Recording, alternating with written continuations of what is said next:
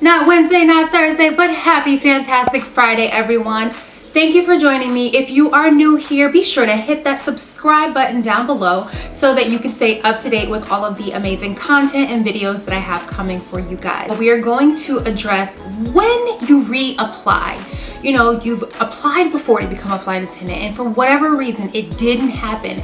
Maybe you made it to the video interview or you made it to the face-to-face, but for some reason you just didn't get the CJO. Or perhaps you have former flight attendant experience and now you're looking to break back into the industry. When do you apply? When do you reapply? Like, do you wait? Should you get some more customer experience over here? At what point do you reapply? Well, something that should be pretty obvious, and this goes without saying, but I'm gonna beat a dead horse. If you wake up each day and all you can think about when you're eating, when you're drinking, when you're thinking, if it's always about becoming a flight attendant, you should reapply until that goal is accomplished. You should never give up on that. I have got a lot of emails from people who tend to feel discouraged because it didn't happen. You never give up. You have to be a go-getter. Being a go-getter in this lifetime is so important. The best things in life don't come easy, and unfortunately it's not going to happen overnight for everyone. But as long as you keep knocking, like I told y'all before, knock, knock, knock, a door is bound to open. If I give you my energy, I'm giving you my positive energy, it's only going to translate when you apply and when you actually go through the process and earn your wings. So immediately when I read the question the other day, if I had any advice for former flight attendants who were looking to break back into the industry, I immediately thought about a co-worker of mine who was a former flight attendant with my company, who had left for some time and who came back. And then I started to think about several people who I had trained with and met along the process that actually were former flight attendants with my airline and came back. And I said to myself, wow, what would make them come back? What would make them stay in it to win it? What were they missing? So when I read that question, I did respond to the person, but I also reached out to someone that I know personally.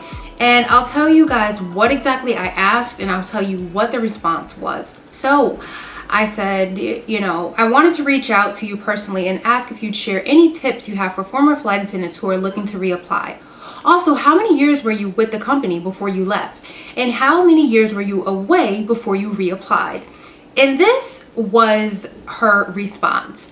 In terms of reapplying, he or she should be prepared to relearn everything.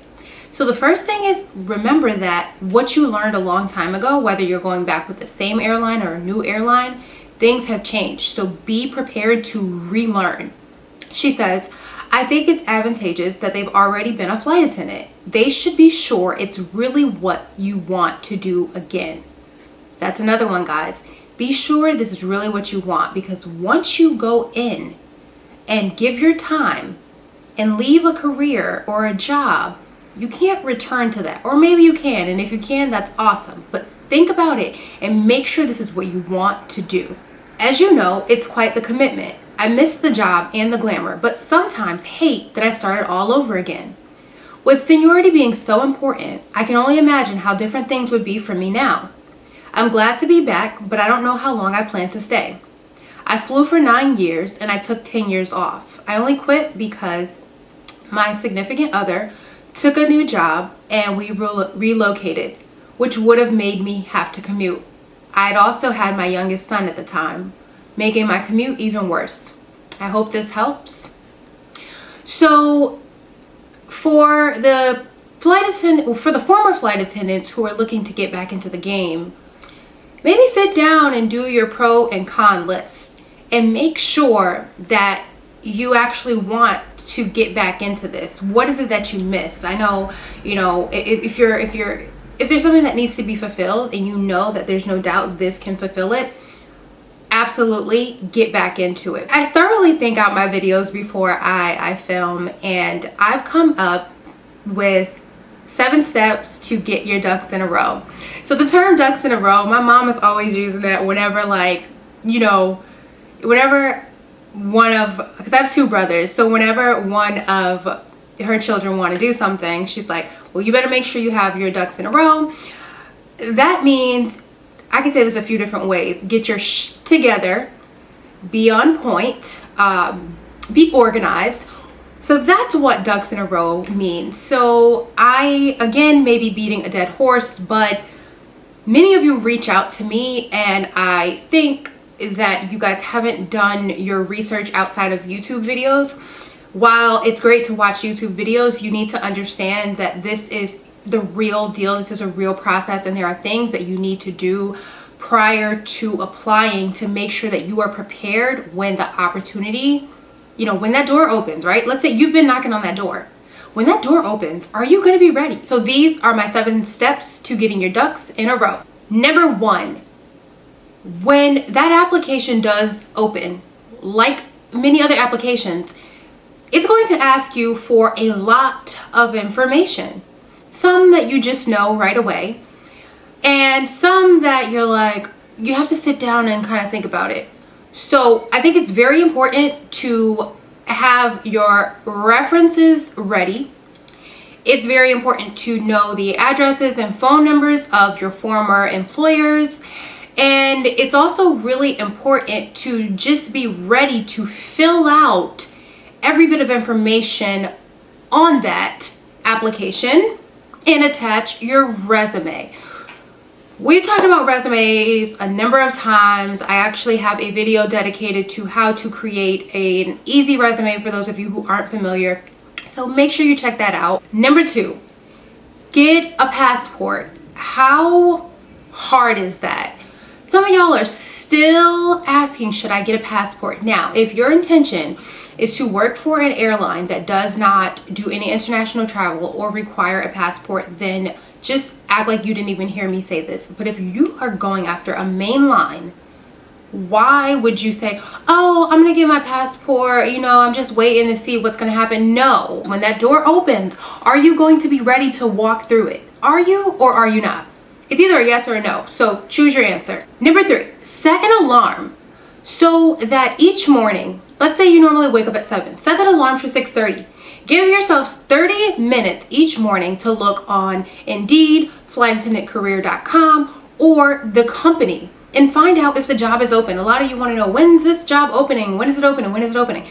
Give yourself, if this is really what you want, you're going to give yourself 30 minutes each morning. Each morning that the good Lord allows you to wake up, you're going to give yourself 30 minutes to look and see if the job is open for the company that you wish to apply with. Number 4, actually read the requirements. If you are not of age, or if you don't have that passport, or if there's something else that you don't meet in those requirements, don't apply. Make sure that you actually read the requirements. You owe it to yourself to read the requirements, because if you don't meet them, then you've literally just sat here and applied for something that you're not going to get a response for because you don't meet the requirements. Number 5, shop early for an interview outfit. I don't care if you go to the Salvation Army, the Goodwill, if you borrow it from your best friend, if you have a suit that you plan on renting, at least know what you have an idea of wearing. Know what you want to wear, so that again, when that opportunity opens the door, you are ready to walk through. Number 6, we've talked about this before, but be positive.